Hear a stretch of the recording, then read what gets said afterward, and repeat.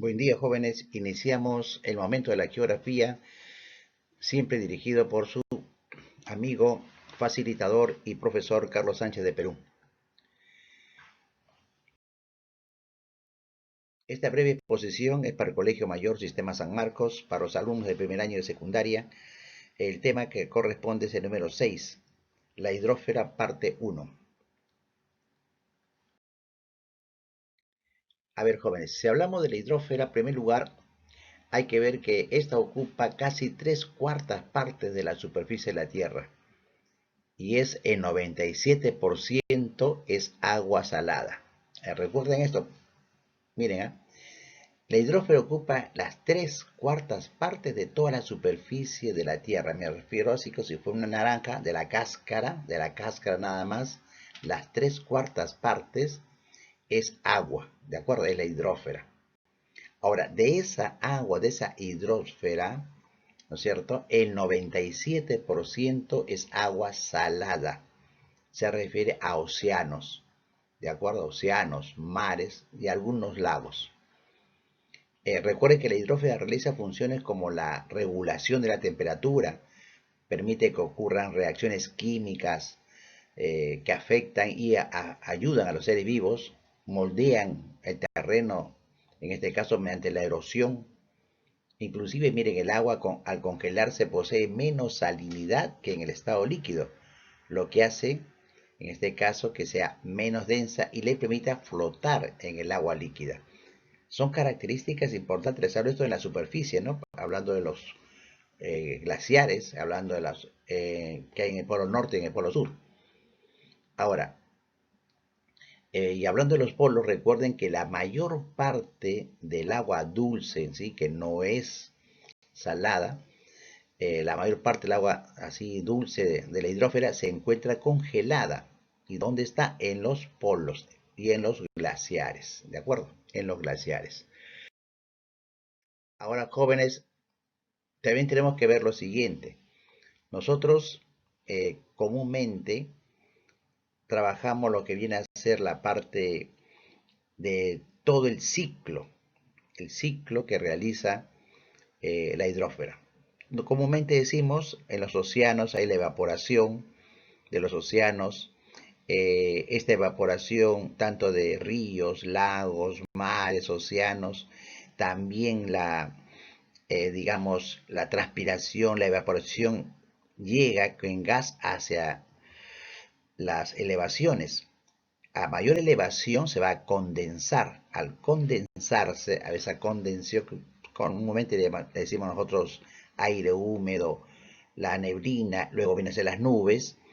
Estas, debido a los vientos, si son afectadas por los vientos continentales, las trasladan de un lugar a otro.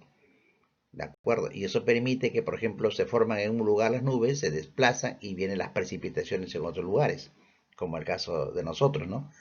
Se forman en el océano las nubes, se desplazan hacia la parte andina y ahí vienen las lluvias. Al haber las precipitaciones, las lluvias, estas ingresan a formar parte de los ríos, parte de los lagos y también filtraciones, se filtra en la tierra, se filtra en las corrientes subterráneas, hay corrientes subterráneas que van casi en forma oblicua, pero de todas maneras esas aguas van a llegar de una u otra manera al mar. Por medio de las filtraciones llegan al mar. ¿De acuerdo? Eso es como una característica general que hay, digamos, se siente en la parte del ciclo. Ahora, jóvenes, recuerden que hablando de filtraciones, el agua del subsuelo es un recurso muy importante. Abastece a una tercera parte de la población mundial. Hay muchos lugares que hacen excavaciones y de eso es lo que subsiste, ¿no? Hacen pozos de agua, ¿no? Sacan el agua del subsuelo. Y hablando de ello, también recuerden los acuífero. Recuerden, un acuífero es aquella masa de rocas que son permeables, que permiten la circulación y la acumulación del agua subterránea dentro de sus grietas, dentro de sus poros. Donde predomina eso se llama acuíferos. Ahora bien, vamos a analizar ahora ya aspectos, por ejemplo, generales. Por ejemplo, tenemos cuando hablamos de océanos. En los océanos son las grandes masas de agua salada que más bien separan a los continentes. Y ustedes pueden ver en este caso, de acuerdo a la gráfica, pueden notar de que el Océano Pacífico es el de mayor extensión. Está desde las costas orientales de Asia, como ustedes pueden ver, hasta las costas occidentales de América. ¿Ven? Pues ven Pacífico al lado izquierdo, Pacífico al lado derecho del mapa, es el más amplio en este caso.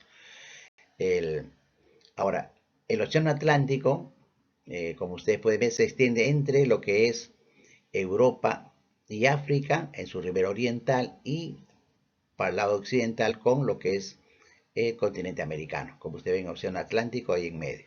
¿De acuerdo? El Océano Índico se extiende entre las costas orientales, que ustedes ven las partes orientales de África, el sur de Asia, en este caso el sector occidental de Australia y la parte norte de la Antártida. Se dice también que el Océano Índico es el más cálido y que tiene mayor salinidad en este caso. Por otro lado tenemos el Océano Ártico hacia arriba, el Océano Glaciar Ártico es esencial. El Océano Glaciar Ártico durante todo el año tiene un casquete de hielo. Claro que a través de los años cada vez se está haciendo más pequeño, pero ese casquete, ¿no?, lo protege de las influencias, en este caso atmosféricas, en el caso del Océano Ártico. En el Océano Antártico es el que rodea completamente a la Antártida y abarca desde sus costas hasta los 60 grados al sur, por ejemplo. Hay que tener en cuenta que la Organización Hidrográfica Internacional lo definió en el año 2000 como océano. No le daban este carácter antes, pero así se considera como un océano. Eso para que tengan ustedes una idea. Ahora, en cuanto a los océanos más extensos, vamos a hablar de los mares. A ver, cuando hablamos de los mares, en este caso, hay que hacer una precisión. La diferencia con los océanos se aprecia en su extensión, ya que los mares son más pequeños que los océanos. También suelen ser menos profundos, son más cerrados, están próximos a la masa de tierra. Sus aguas, en este caso, son algo más cálidas porque están cerca a la costa de los continentes, de los países. Entonces, esa es la característica de los mares. Tenemos que distinguir en los mares, por ejemplo, de que hay mares que llamamos el mar litoral o costero, aquel que puede ser considerado como un golfo a veces, es muy grande y ampliamente abierto, de acuerdo en el océano. Ese es el mar costero litoral. El mar epicontinental.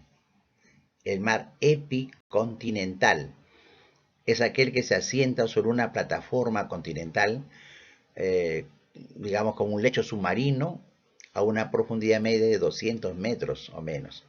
¿Qué sucede? Que estos mares, llamados epicontinentales, es como, ustedes van a ver la profundidad de 200 metros, digo por qué, pues es el zócalo, ¿no es cierto? Conforme avanza los años, el mar, algunos dicen, se va retirando, se va retirando, se va retirando, entonces ese mar al final se retira, pasan los años, se ha retirado, y ¿qué se ha convertido? En la base, en este caso en la playa, llegamos así de forma general, de un continente. ¿De acuerdo? Ahora, también tenemos mar continental, aquel mar continental, aquel que se encuentra enteramente situado dentro de un continente. A veces, aunque está comunicado por el océano por un estrecho, en este caso, ven ustedes, por ejemplo, el mar Mediterráneo, ¿no? El mar Báltico, en el caso del mar Negro, el mar de Japón, son los llamados mares continentales. Ahora, también hay el llamado mar cerrado o interior. recuerden esto, ¿eh? Se le llama mar cerrado o interior aquel que ocupa extensas depresiones endorreicas. ¿Y qué son endorreicas? Encerradas, encajonadas, que no tienen salida al mar. Corresponde ese término a los lagos que son muy grandes, eh, que son de aguas más o menos saladas, mientras que destacan, por ejemplo, el mar Muerto. Por eso le dicen muerto, es un poco salado. Otro caso es el caso del mar Caspio, ¿no? Y el mar de Aral, en este caso, que le llaman, son lagos, pero le dicen mar cerrados o mar interiores, así lo denominan. ¿De acuerdo? Eh, Luego tenemos que tener en cuenta, por ejemplo, a hablar de los ríos. En los ríos, primero recuerden, ¿no? Un río eh, es un flujo de agua con una corriente natural que fluye con continuidad por la tierra, formando su propio cauce, su propio camino, en este caso. Sus orígenes son en las alturas, mayormente en los lagos, en las alturas de los glaciares, por precipitaciones lluviosas, ahí tienen sus orígenes y se van trasladando por la pendiente, o sea que si el terreno es declive, ahí se van desplazando, abriendo sus caminos, sus cursos. En esta parte hay que recordar que los ríos más extensos, lo que ahora sí oficialmente se dice más extenso, es el río Amazonas, por ejemplo, con sus 7.062 kilómetros, ya no tomado de Nauta, sino de sus orígenes. En segundo lugar tenemos el río Nilo, tiene 6.670 kilómetros. ¿No? Más fácil recordar las fechas, 6.670 es el río Nilo. Y en tercer lugar está el Yamsenkiang, o Yamsen que le dicen, de 6.380, o sea, 6.380 kilómetros. Son los más destacados en cuanto a los ríos.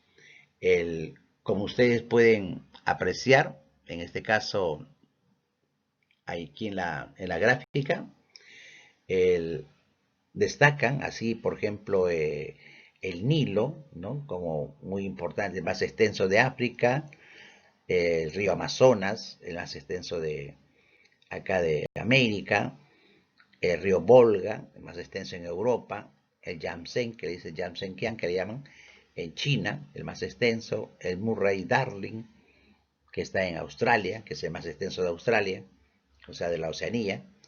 Esos son los ríos más importantes, ¿no? Más importantes. El, También no deja de ser importante, o no por su extensión, pero quizás ya en tamaño sería, por ejemplo, el Mississippi, Missouri, está en Estados Unidos, también es un río muy importante. Bien, ahora, aparte tenemos los llamados lagos. Los lagos, aquí hay que hacer, ¿qué es un lago? Eh, Vamos a entenderlo así. Un lago es un cuerpo de agua generalmente dulce, de una cierta extensión, ¿no? Una extensión considerable, pero que se encuentra separado del mar. Eso es lo que tenemos que ver. Los lagos se inician, en este caso, por tectonismo, o sea, hundimiento a veces de zonas, a veces por la confluencia de ríos que dan origen a esos lagos. Por decirte, hay que tener en cuenta, los grandes lagos que no tienen salida al mar son llamados también mares, lo que habíamos dicho anteriormente, ¿no? Los llamados mares cerrados, como el caso de, alguien escuchó ustedes hablar del mar Caspio, no es un lago, pero por su gran extensión se le dice mar Caspio. Ahora, pero la regla no es clara en geografía.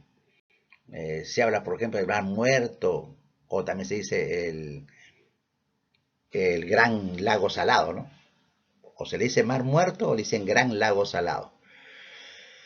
A veces se propone, pero no es distinguir los mares de los lagos por carácter del agua. Decimos del agua salada del mar con el agua dulce de los lagos. Un poco de diferenciación. Pero hay siempre eso, ¿no? Que recuerden ustedes, si hablamos de un Caspio, que es un lago, y que se le dice mar por su gran extensión, ¿no? Se le dice mar, pero por la extensión, pero es un lago, porque no tiene salida al mar en este caso. Y hablando del Caspio, es el lago más extenso, ¿no? Si me preguntara cuál es el lago más extenso, ¿no? Sería el lago Caspio, conocido como Mar Caspio. Ya luego viene el lago superior, ¿no? De Estados Unidos y Canadá, y luego el de Victoria, que está en África, Uganda, Kenia, Tanzania, donde nace el río Nilo, ¿no? Esos son los, en cuanto a lagos, los más importantes. Entonces, jóvenes, destacando nosotros entre lagos, eh, los ríos, es muy importante tener una referencia, se puede decir general, más que todo general, y la distribución de las aguas para el estudio. Se le está enviando también un artículo al respecto ya con algunas medidas que no son tan importantes, sino son referenciales de los ríos y los principales lagos.